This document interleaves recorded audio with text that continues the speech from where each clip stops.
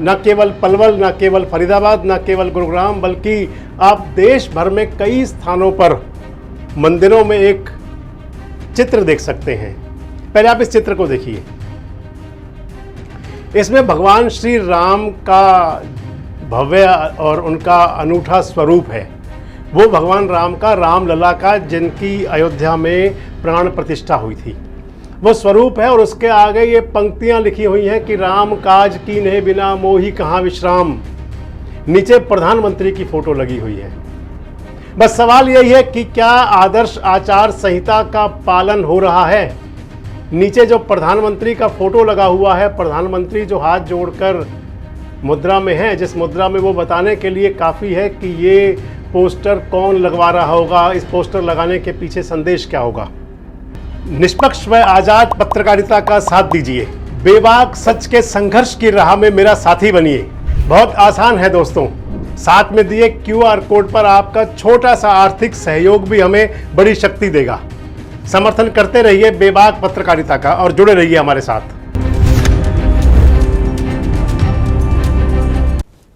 दोस्तों नमस्कार, मेरा नाम संजय मग्गू है और मौजूद हैं देश रोजाना के डिजिटल मीडिया मंच पर।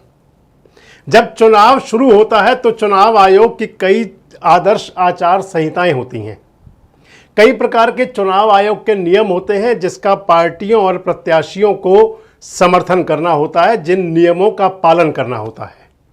राजनीतिक दलों के लिए तमाम आदर्श आचार संहिता बनी होती हैं, लेकिन आप सोच सकते हैं कि क्या ये आदर्श आचार संहिता वाकई राजनीतिक दलों के लिए या चुनाव लड़ने वाले प्रत्याशियों के लिए बनी होती हैं, और या फिर मात्र ये दिखावा भर होती हैं। आप ये भी सोच सकते हैं कि ये जो आदर्श आचार संहिता लगाई जाती है, ये जो नियमावली बनती है, क्या इसके अंदर भी पक्ष और विपक्ष के बीच में किसी प्रकार का पक्षपात होता है या होना चाहिए। आपसे मैं इस बात का जिक्र इसलिए कर रहा हूं कि आजकल न केवल पलवल, न केवल फरीदाबाद, न केवल गुरुग्राम, बल्कि आप देश भर में कई स्थानों पर मंदिरों में एक चित्र देख सकते हैं। पहले आप इस चित्र को देखिए। इसमें भगवान श्री राम का भव्य और उनका अनूठा स्वरूप है। वो भगवान राम का, रामलला का, जिनकी अयोध्या में प्राण प्रतिष्ठा हुई थी, वो स्वरूप है। और उसके आगे ये पंक्तियां लिखी हुई हैं कि राम काज कीन्हे बिना मोहि कहाँ विश्राम। नीचे प्रधानमंत्री की फोटो लगी हुई है। बस सवाल यही है कि क्या आदर्श आचार संहिता का पालन हो रहा है। सवाल यही है कि क्या आदर्श आचार संहिता की जो नियमावली बनाई जाती है, क्या उसका पूरी तरह पालन किया जा रहा है। हालांकि इन तमाम पोस्टर्स पर जहां भी कहीं लगे हुए हैं, इन पर कहीं भी किसी का स्पॉन्सर नाम नहीं लिखा हुआ, लेकिन ये संदेश देने के लिए काफ़ी है। नीचे जो प्रधानमंत्री का फोटो लगा हुआ है, प्रधानमंत्री जो हाथ जोड़कर मुद्रा में है, जिस मुद्रा में वो बताने के लिए काफ़ी है कि ये पोस्टर कौन लगवा रहा होगा, इस पोस्टर लगाने के पीछे संदेश क्या होगा। दोस्तों बहुत बड़ी बात है। पहले तो मैं आपको बताऊं कि इसके अंदर जो चौपाई लिखी है, रामचरितमानस की चौपाई है। और रामचरितमानस की चौपाई ये सुंदर कांड के अंदर आती है, जिसके अंदर हनुमान बजरंगबली कह रहे हैं कि राम काज कीन्हे बिना मोहि कहाँ विश्राम। यानी कि जब वो माता सीता का पता लगाने जा रहे हैं हनुमान जी बजरंगबली, और उस समय का ये प्रसंग है, और जब वो कह रहे हैं कि राम काज कीन्हे बिना मोहि कहाँ विश्राम, यानी कि राम का काम किए बिना मुझे विश्राम कहाँ होगा।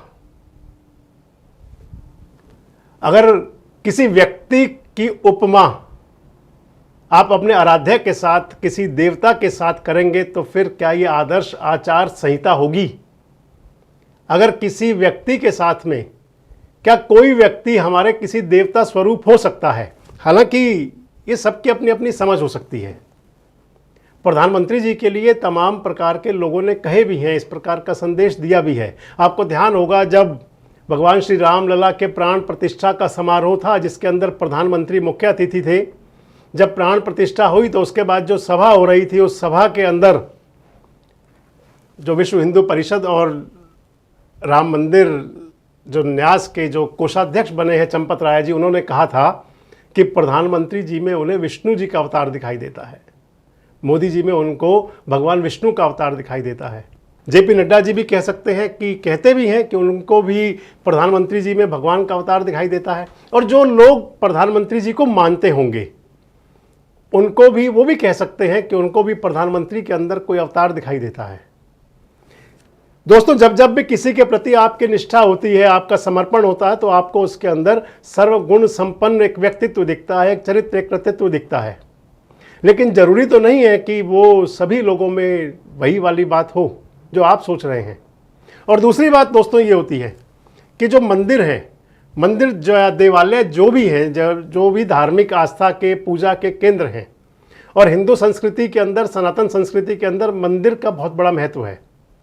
और मंदिर के अंदर जो हमारे देवताओं के विग्रह लगे होते हैं, उनकी प्रतिमाएं होती हैं, उनके प्रति हमारी बहुत बड़ी आस्था होती है।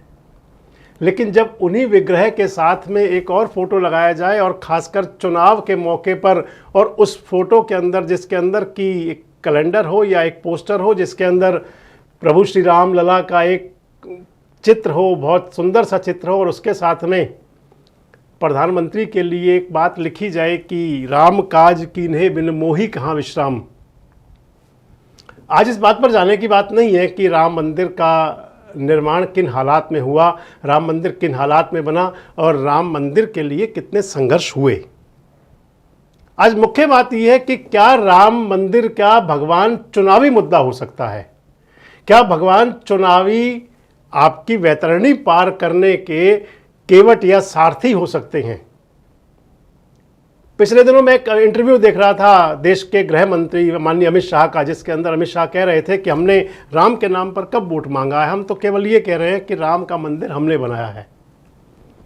क्या चुनाव के मौके पर, और जब चुनाव मांग के अंदर आप मतदान के लिए वोटों की अपील करने जा रहे हैं, और वो भी उन स्थानों पर कि जहां से लोगों की आस्था प्रभावित होती है, अगर वहाँ पर आप इस प्रकार के पोस्टर, इश्तिहार लगाएंगे तो आप क्या संदेश देना चाह रहे हैं? और फिर बड़ी बात ये होगी कि आखिर चुनाव आयोग तक ये बातें क्यों नहीं पहुँचती? अगर चुनाव आयोग वाकई ही निष्पक्ष चुनाव कराने की बात अगर चुनाव आयोग करता है, या ये बात जाती है कि चुनाव आयोग वाकई एक स्वायत्त संस्था है। दोस्तों, आज की अगर बात मैं आपसे करूँ तो आप तमाम मीडिया संस्थानों में, आप टेलीविज़न पर और सोशल मीडिया पर खबरें रेंगती हुई देख रहे होंगे कि चुनाव आयोग ने मतदान के जो आंकड़े पेश किए हैं 2 चरण के, उनको लेकर विवाद है।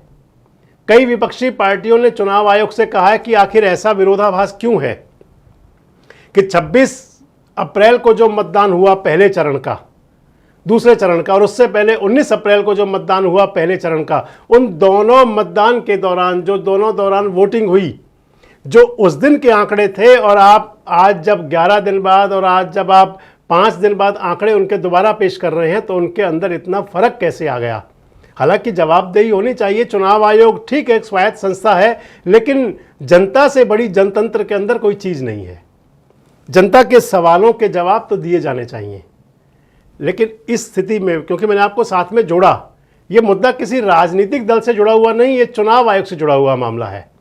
राजनीतिक दल शिकायत भी करते हैं एक दूसरे की, लेकिन सबसे बड़ी बात यह होती है कि अगर निष्पक्ष और पारदर्शी चुनाव है, आदर्श आचार संहिता का पूरी तरह से पालन है, तो फिर इस प्रकार के पोस्टर्स अगर लगे होते हैं जिसके अंदर की मतदाताओं को ये दिखाने की कोशिश की जाए कि देखिए ये हैं जिन्होंने आपके आराध्य का मंदिर बनाया है, अगर बात बात पर यही बताने की कोशिश होगी, तो फिर निष्पक्ष और पारदर्शी चुनाव की जो प्रक्रिया है उस पर कहीं ना कहीं सवालिया निशान लगेंगे, बात जरूर आएंगी। वैसे आपको क्या लगता है कि क्या चुनाव आयोग पर जो विभिन्न प्रकार के आरोप लगते हैं, क्या वो तर्कसंगत होते हैं, और या फिर मनगढ़ंत आरोप लगाते हैं विपक्षी पार्टियां? आप इस प्रकार के पोस्टर्स देखकर आप क्या कह सकते हैं कि क्या चुनाव आयोग वाकई पारदर्शी और निष्पक्ष चुनाव की दिशा में पूरे कदम उठाता है? और आपको क्या लगता है कि क्या इस प्रकार से धार्मिक संस्थानों के अंदर देवताओं के विग्रह के साथ में अगर ऐसे फोटो लगे होंगे तो क्या मतदाताओं को भ्रमित करने का या मतदाताओं के मन को बदलने की एक ये प्रयास नहीं माना जाएगा? कमेंट्स बॉक्स में अपनी प्रतिक्रिया जरूर दें, और इस प्रकार के वीडियोस अपडेट्स के लिए हमारे साथ जुड़े रहे, देखते रहें देश रोजाना। हमारे साथ जुड़े रहने के लिए देखते रहिए देश रोजाना का यूट्यूब चैनल सब्सक्राइब कीजिए। साथ ही देश रोजाना की खबरें सबसे पहले देखने के लिए प्रेस कीजिए बेल आइकन।